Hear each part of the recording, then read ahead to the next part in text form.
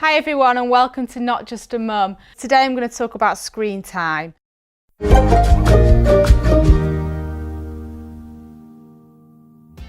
We use screen time as a reward in our house. I don't want to completely ban it.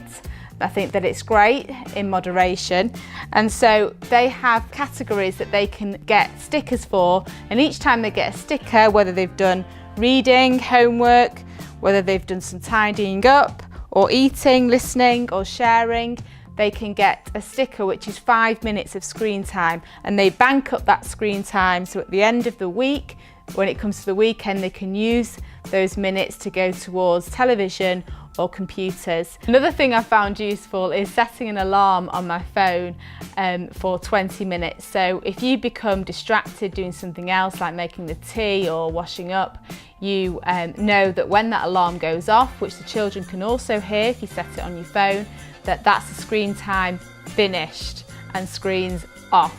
That's all for today. I hope that you've heard something that's inspired you, and see you again next time. If you like this channel and want to receive more alerts, then hit the subscribe button, comment below and give me a like. See you next time.